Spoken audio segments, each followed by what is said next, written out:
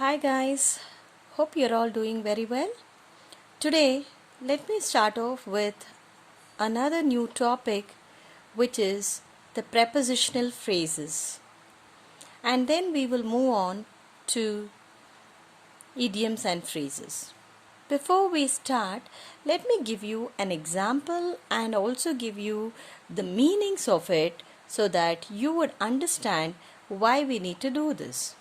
First and foremost, prepositional phrases, these are nothing but a combination of a verb plus a preposition. Now, here on this page that I have, you can see all the examples. I have 10 examples. The first one is come out, second is come back. Come is a verb and out is the preposition. And what is a preposition? Preposition is a word which tells you a relation in a sentence. For example, the pen is on the table. The cat is under the chair. So, under. You are in the class. So, in the class. We are at the railway station. At the railway station. So, the words that I used, which is in, on, at, under, all these are your prepositions.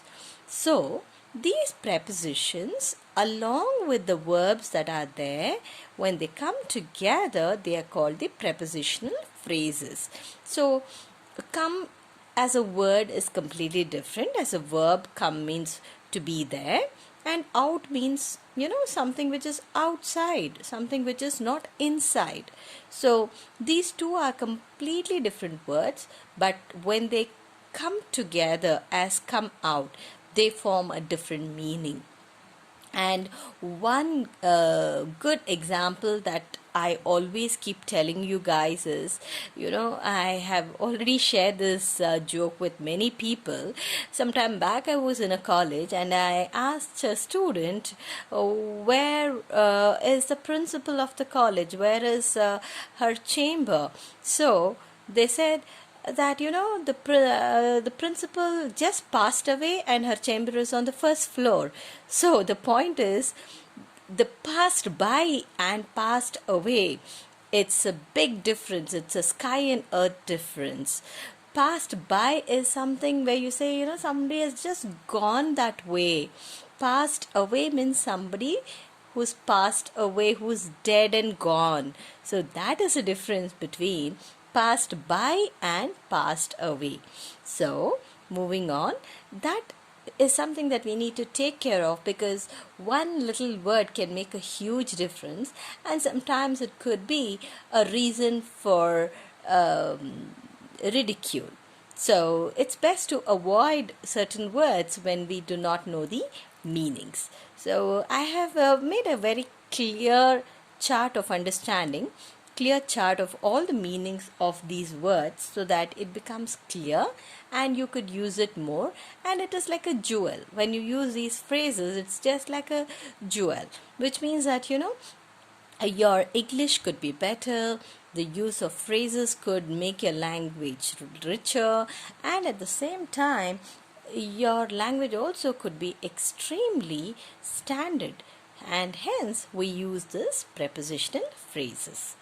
So, moving on, the third one is come over, fourth is sit back, fifth is set up, sixth is set off, seventh is go off, eighth is go up, ninth is go away, 10th is give away. So, I have clear meanings for all of these. So, let us have a look at each and every meaning so that we would be able to understand it better. Come out means to appear. So, come out. Now, let me give you an example. You must come out of your house to see the festival. So, the point is, you have to come out means to appear, to physically be out. So, that is the meaning. Second one, come back. Come back is to return.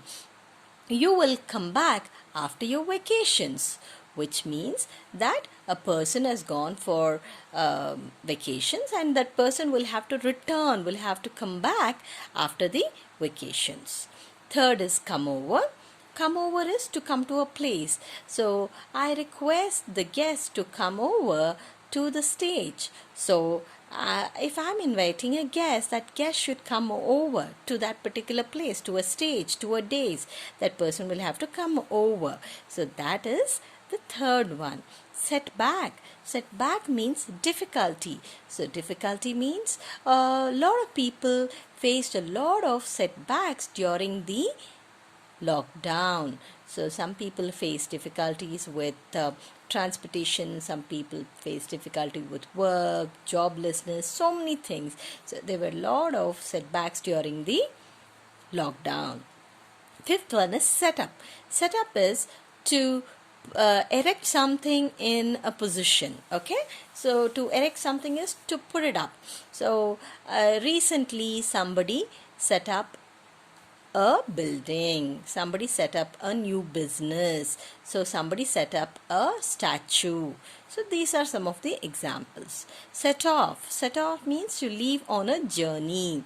He set off to US last year. So that means, you know, somebody went, somebody started on a journey to a particular place. So that is set off. Go off. Go off is to explode. So the bomb, I cannot say the bomb go off. The bomb went off because go is the present. So when I'm using it in the past, I would say the bomb went off in the crowded place. So that is the meaning of that. And usually the bomb goes off if they are placed in crowded places, or if you say something like this, like, you know, the terrorists place the bombs so that it can go off at the stipulated time. So if they have planned for something like that, so they would let the bomb go off. So that's the meaning of bomb. To go off means to explode. Explode is nothing but it would burst. Next is go up. Go up is to become higher in amount. For example, the gold prices went up, or the gold prices goes up every month. So that is how you use in the sentence. Go away. Go away is to disappear or leave. So I asked my friend to go away when she was disturbing me. So somebody's disturbing you, you say go away. I don't want you to be here. So that is go away. Next is giveaway. A thing that is included free when you buy something. Giveaways, they say that, right? Nowadays you have a lot of giveaways during the festival season. Now in all the online purchases that you make, you get a lot of giveaways. Like giveaways is buy one and get one free, buy two get a one free, something like that. So giveaway is a thing that is included free when you buy something, right? So these are the following phrases which are very important, and at the same time you should know the meanings. So it would be a good idea to remember these words and also remember the meanings so that you can use it appropriately. So that is the first part of it.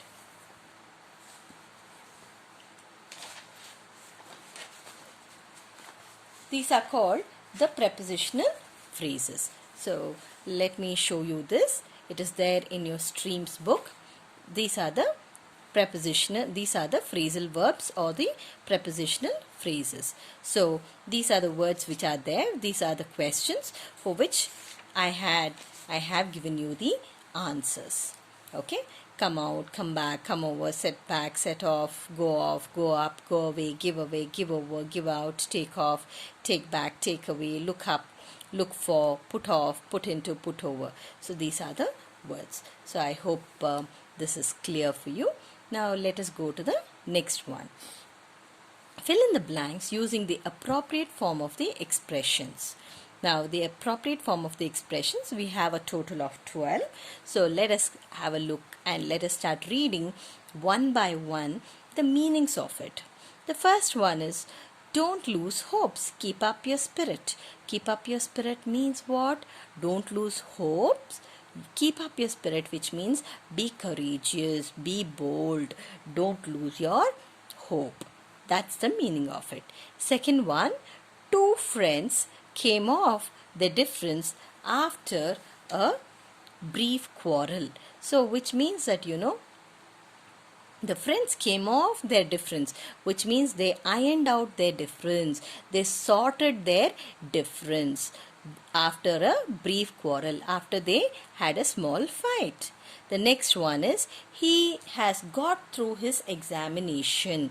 He has got through his examination simply means he passed his examination. Got and through. He passed his examination.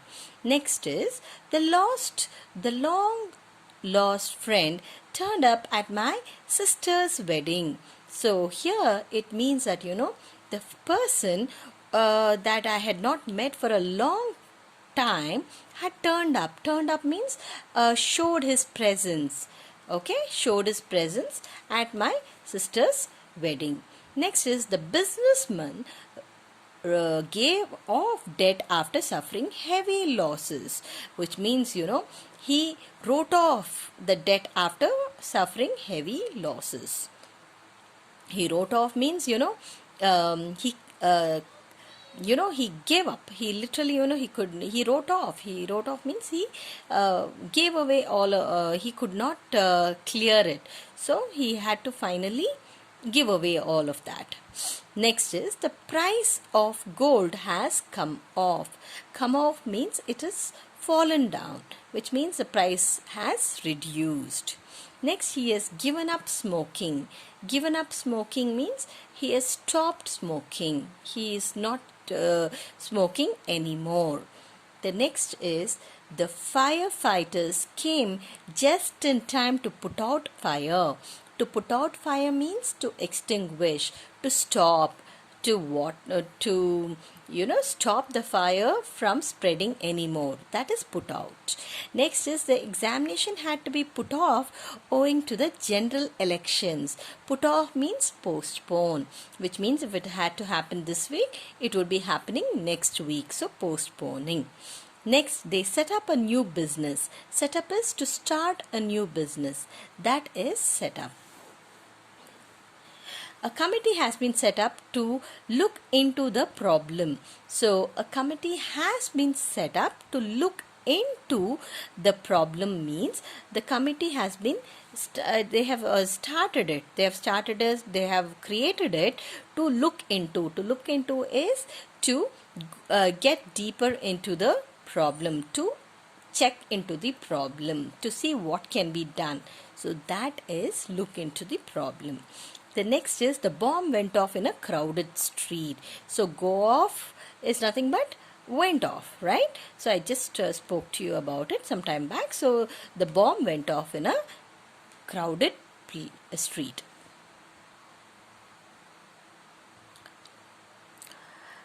Now let us go to the next section, which is idioms and phrases. Just now we spoke about the prepositional phrases or the phrasal verbs. Now we move on to idioms and phrases. Let us understand the definition of idioms and phrases. An idiom may be defined as an expression peculiar to a language. It is a special phrase whose total meaning is different from individual words in the phrase. So, what do you mean by that? It means it's a short sentence. It's a short sentence, but it has a very, very strong meaning or a complete meaning. So, it's a short sentence, but it has a very strong and concrete meaning.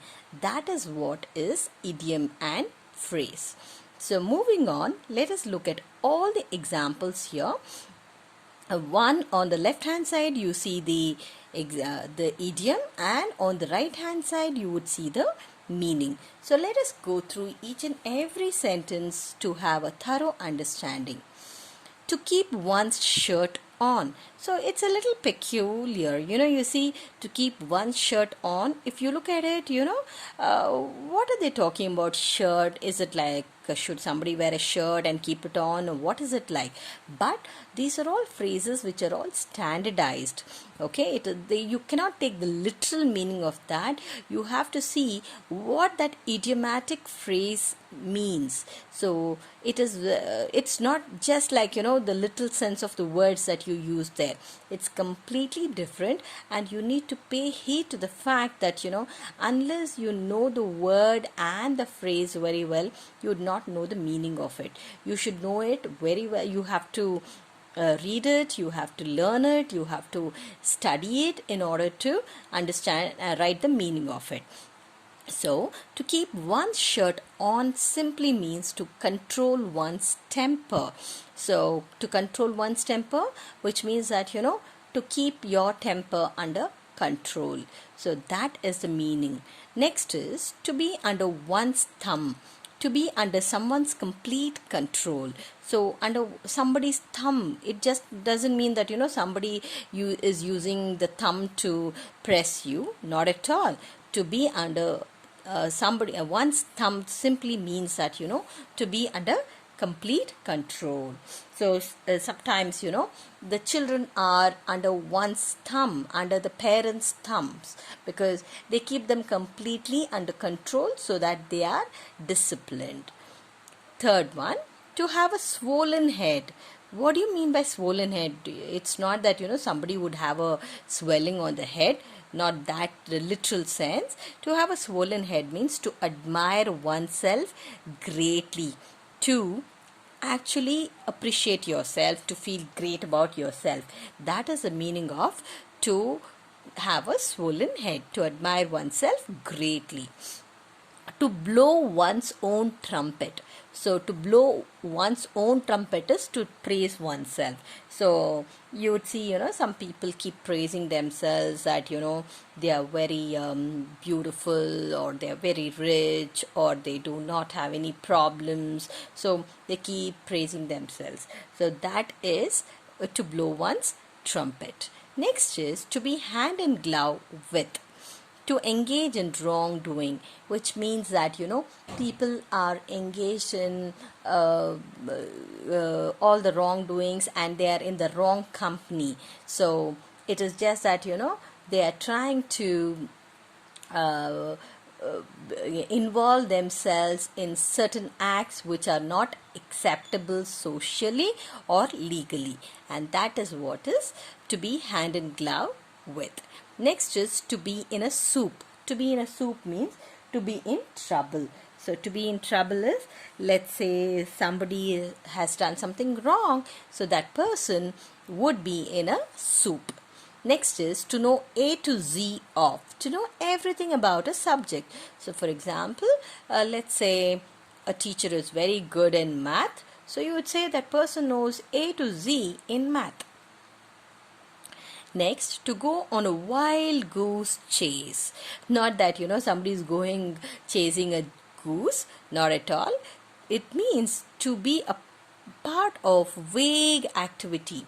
Vague activity is something which is not clear. Vague is not clear. So to go on a wild goose chase just means that, you're not sure.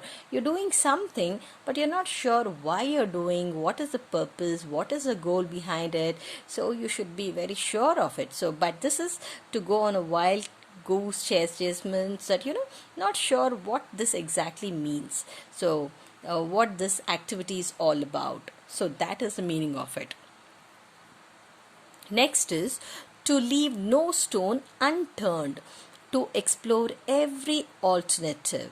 So which means that, in order to pass the exam, I have not left any stone unturned, which means that I have burnt the midnight oil. Burnt the midnight oil means, worked very hard, studied nearly 6 to 8 hours per day, and ensured that, I put in my heart and soul into it to get through and to get a good percentage. So that is what is the meaning of to leave no stone unturned, to explore every alternative, to see that, everything is done in order to complete that job, in order to finish that job. So these are the idioms and phrases. Moving on. the exercises. Use the correct form of the suitable idioms from those given above to complete the following. It is difficult to keep on one's shirt when Ravi keeps arguing.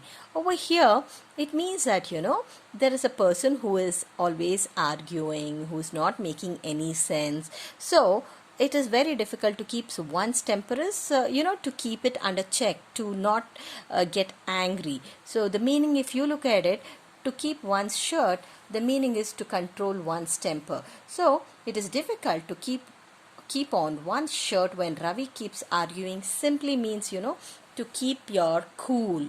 That is going to be difficult. So this is the usage of the idiom. Second one is, all this praise about her intelligence has given Usha such a swollen head.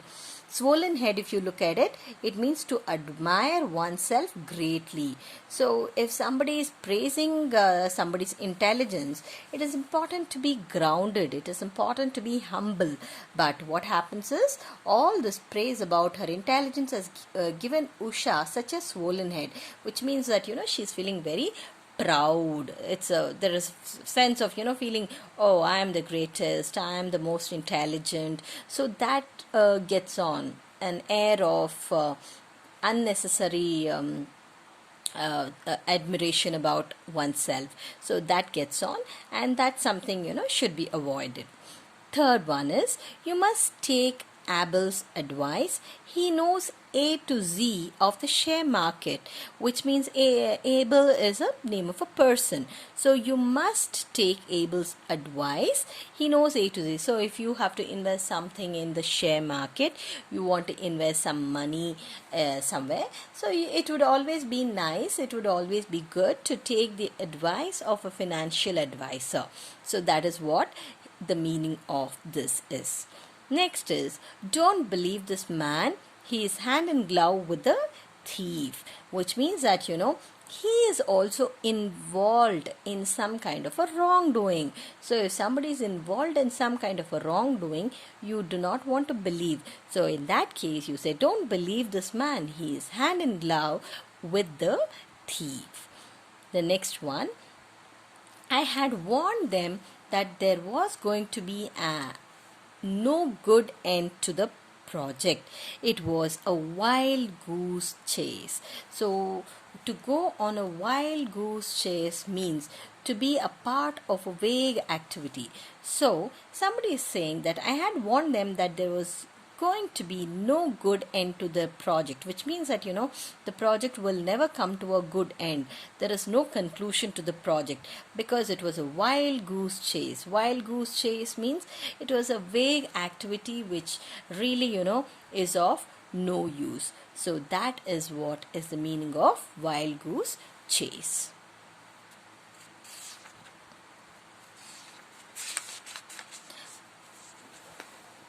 Next, the sixth one.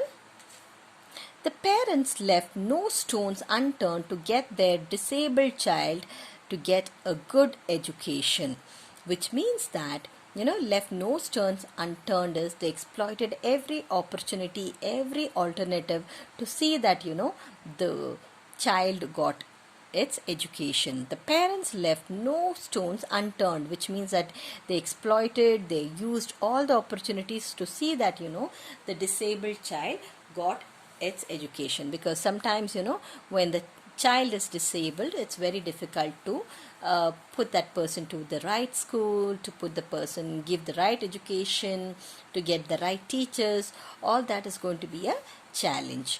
Hence, the parents have left no stone unturned. That is a phrase which is used. Idiom and phrase. The seventh one. It is difficult to listen to Don Gonzalo blowing trumpet as soon as he opens his mouth. How long can I listen to his self-praise? So blowing the trumpet means praising oneself. So it is difficult to listen to Don Gonzalo blowing trumpet, praising himself as soon as he opens his mouth. How long can I listen to his self-praise? So sometimes, it's difficult to keep listening to somebody's own stories on and on and on because, it gets a little too much and boring. Next, if you break the school rules, you will land yourself in a soup. So, if you break any rules, not just school rules, any rules, people may land up in a soup, which means they will land up in a trouble. So, that is the meaning of landing in a soup, or to be in a soup, to be in trouble. So, the meanings are there in the previous page, and then these are the sentences. So in your exam as well, you will have questions based on such phrases. They'll give you a phrase and they'll ask you to choose the right answer, or they'll give you a phrase and they'll ask you to frame sentences. So you can be prepared for either of them.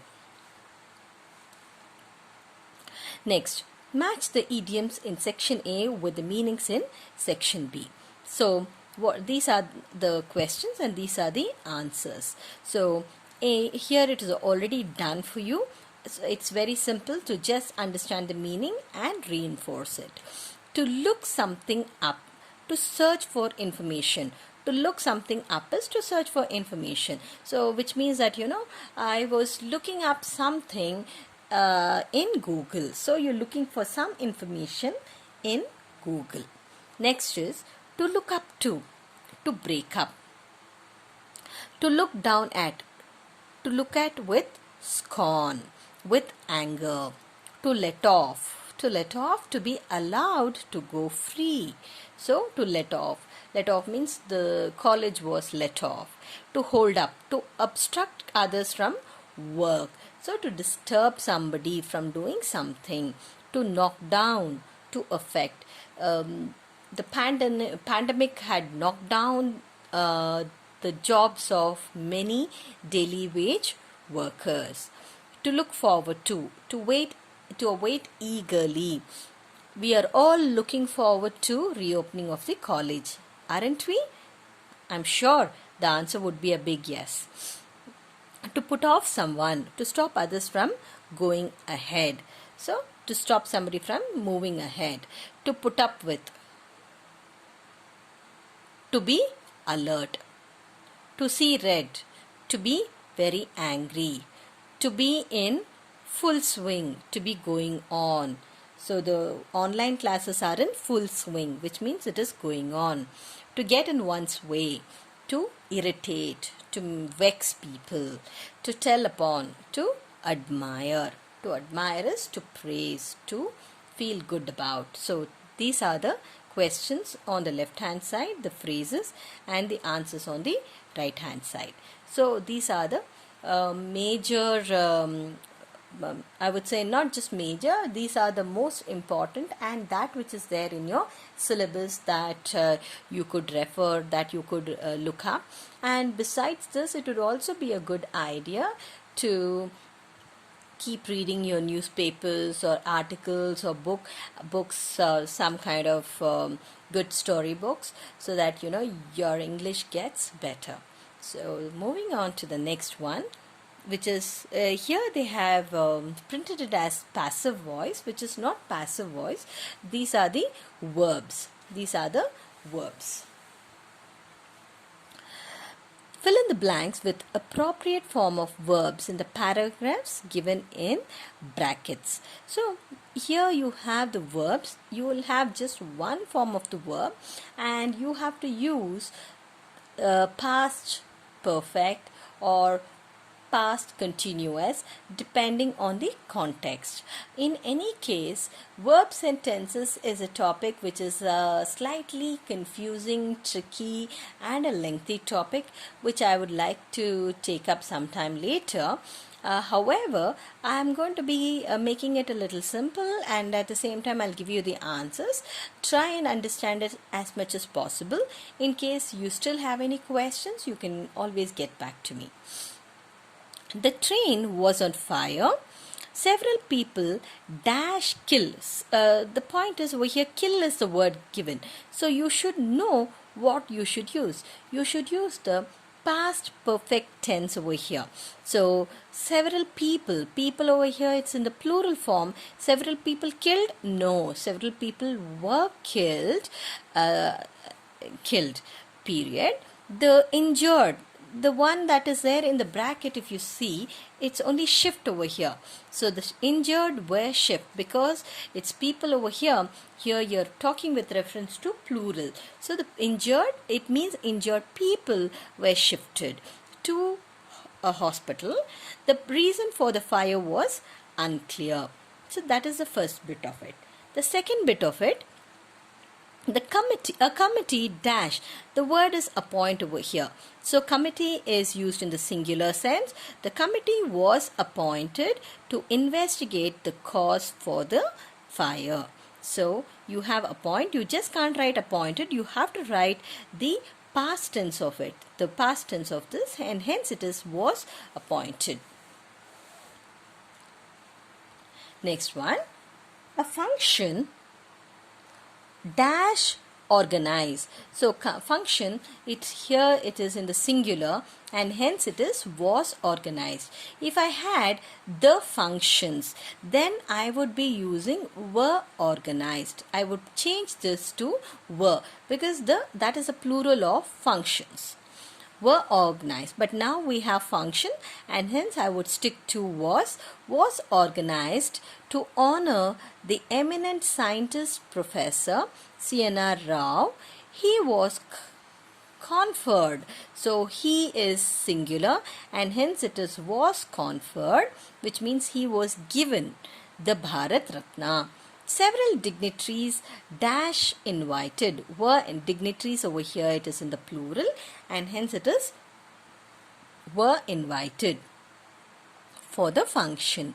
Many of his former students and acquaintances. Acquaintances are people known to you. So here it is former students as well as acquaintances. The plural is here, and hence it is were expected. The word over here is expect. So in the past it would be were expected to attend. Elaborate arrangements were made. Arrangement over here, it is in the plural form of it, and hence it is were made for the function. So I hope it is clear. Now if you look at the whole thing, always it would be a good idea once you have written it to just go through it, to revise it, to see if you have not made any mistakes, the way I do it now. A function was organized to honor the eminent scientist Professor C.N.R. Rao.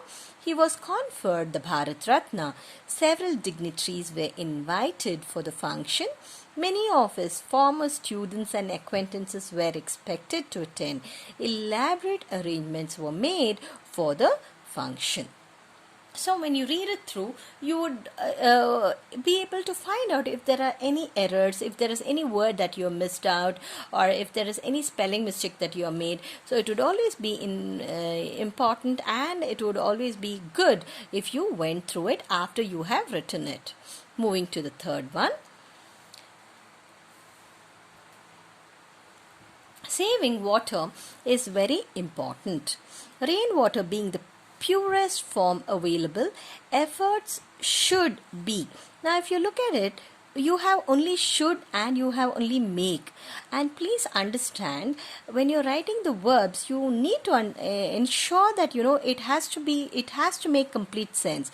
If I write only should and instead of should make, then it cannot be in the present tense. So it has to be in the past tense, because you're talking about something that is already the work is already done. So should be made. If you look at it, efforts should be made. Should is also there. And if I write only should made, no, it will not make sense. So the be form of the word should be there in order to make this complete sense. So efforts should be made to harvest it. That means to collect it and see that you can reuse it. The basic purpose of water harvesting is to conserve water.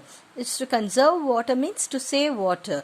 It is believed that the groundwater is depleting, so we need to save water. So this can be. Can is also there. So can, you don't have to do anything. Here be is there. So this can be done. Do is also there. So this can be done. Be should be added and do becomes done, the past, by collection in a ground reservoir. Reservoir is a place where you can collect water, where you can store it. The rooftop harvesting process is quite simple and doesn't cost much. So rooftop harvesting nowadays, you've seen a lot of villages that not just villages, even in cities, rainwater harvesting is happening. So that's a very useful way of collecting water.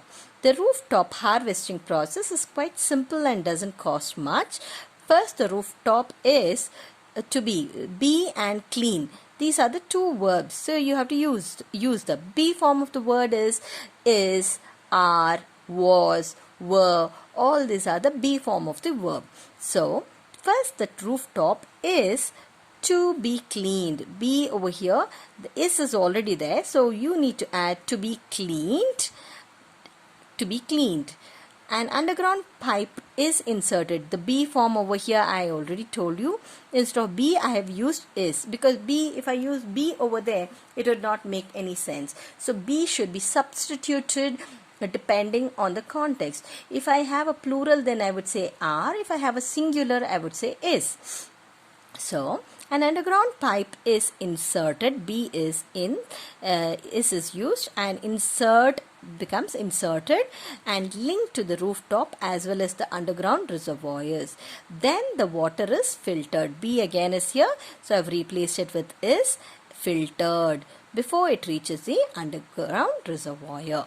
So now let us go through this whole paragraph. It's a lengthy paragraph, but at the same time very easy. Saving water is very important. Rainwater being the purest form available, effort should be made to harvest it. The basic purpose of water harvesting is to conserve water. This can be done by collection in a ground reservoir.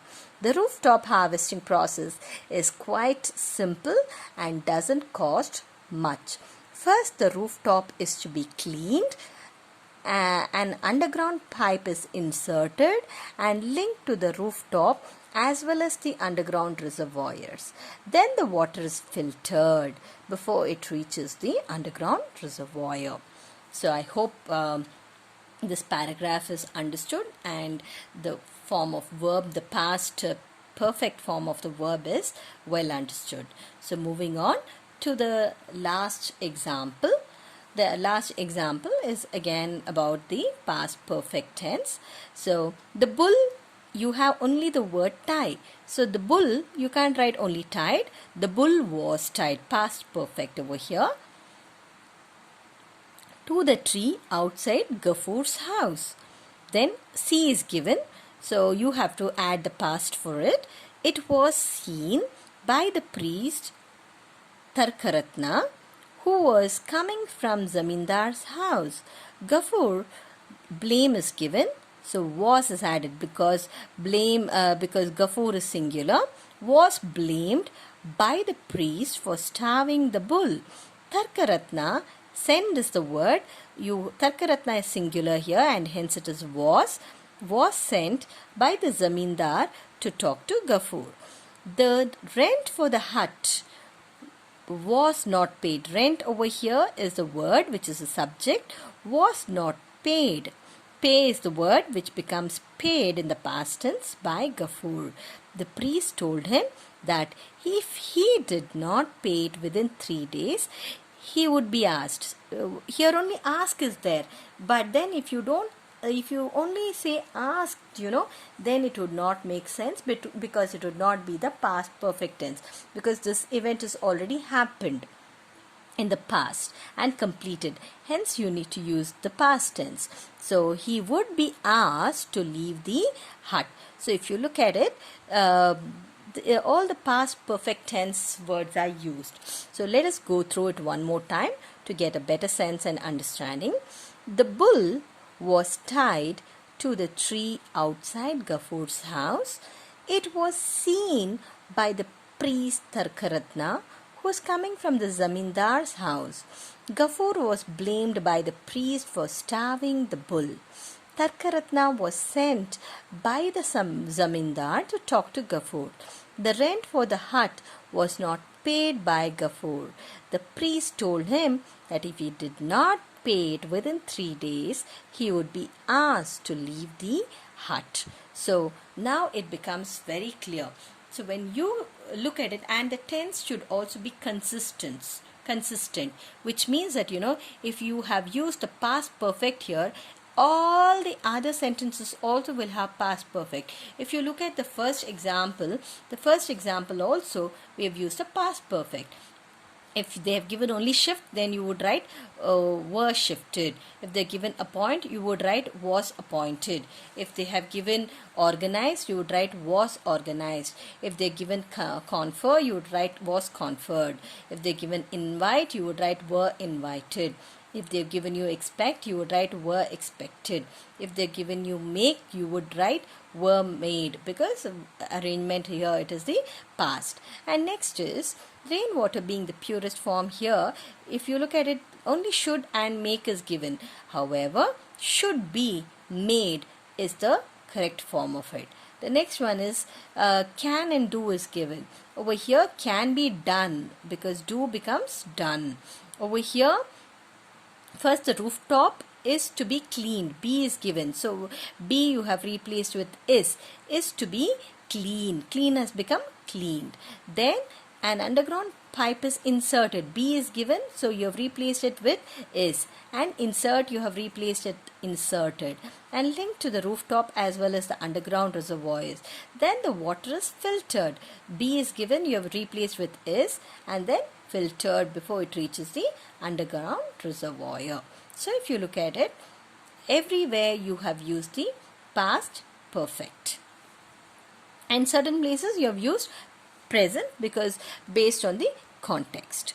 Next is, so same thing holds good over here. If you look at it, only tie was given, so you have used was tied. And see is given, you have used was seen. Here blame was given, you have used was blamed. Send was given, you have used was sent. Then not pay was given, you have used was not paid. Paid is the past. And the priest told him that if he did not pay it within 3 days, ask is given, he would be asked to leave the hut. So if you look at it, it is so simple and at the same time easy to understand. So if you go through it again and again, I'm sure you would get a good understanding, and you will not go wrong with any of these concepts. So to do a recap of what all we covered today, I'm going to be letting you know. Today we started off with the meanings of the prepositional phrases. We started off by understanding that it's a combination of a verb and the preposition. So these are the words that we went through: come out, to appear; come back, to return; come over, to come to a place; set back, a difficulty; set up, to erect something in position; set off, to leave on a journey; go off, to explode; go up, to become higher in amount; go away, to disappear or leave; give away, a thing that is included free when you buy something. So these are the prepositional phrases. Then we went through these exercises, and along with that all the meanings. So if you have just to do a revision of this, to do a recap of what we just did, if you look at it, we looked at the words keep up, then came off, got through, turned up, gave off, come off, given up, put out, put off, set up, look into, went off. So these are the phrases that we went through. Then after that, we went through the idioms and phrases. So the idioms and phrases, so which means that it's a very peculiar expression, but it has a specific meaning. So to keep one's shirt, to control one's temper, to be under one's thumb, to be under somebody's control, complete control, to have a swollen head, to admire oneself greatly, to blow one's own trumpet, to praise oneself, to be hand in glove with, to engage in wrongdoing, to be in a soup, to be in trouble, to know A to Z, to know everything about a subject, to go on a wild goose chase, to be part of a vague activity, to leave no stone unturned, to explore every alternative. So these are the most important aspects, and after that we went through all the sentences based on these idioms and phrases. Then after that we went through this aspect of it, where again we started matching with certain aspects of the phrases. So to look something up, to search for information, to look up to break up, to look down at, to look at a scorn, to let off, to be allowed to go free, to hold up, to obstruct others, to knock down, to affect, to look forward to wait eagerly, to put off someone, to stop others from going ahead, to put up with, to alert, to see red, to be angry, to be in full swing, to be going on, to get in one's way, to irritate, to tell upon, to admire. So these are the aspects that we went through, and the last segment that we covered for today is about the verbs. And predominantly we have used the past perfect. In certain places we have used the present perfect, but for the most part we discussed that the verb should be consistent, and at the same time the words that are given in the brackets are only the key words, but with the key words the main verb is given. Along with the main verb you have to add the helping verb. So were is the helping verb, shifted is the main verb, was is the helping verb, and appointed is the main verb. Here was is the helping verb, organize is the main verb. Here the same thing holds good. This is the helping verb and this is the main verb. Conferred is the main verb. Were is the helping verb. Invited is the main verb. Were is the helping verb. Expected is the main verb. Here the same thing. This is the helping verb, main verb. So on and so forth. The same thing with all the other examples also that we have over here. So if you go through it again, you would understand it better. In case you need any further help, if you need any anything that you want me to help you with, I can help you with.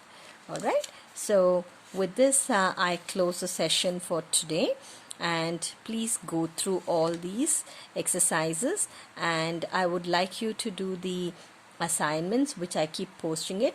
Please be regular, please be prompt, please be sincere in all your assignments, because I will be checking it at a later point and you will be given marks. We will be giving you the grades. We just have a few more months to go, and we need to ensure that you're able to complete all your syllabus, and at the same time be ready for your examinations. Thank you so much, and you all have a great day. Bye.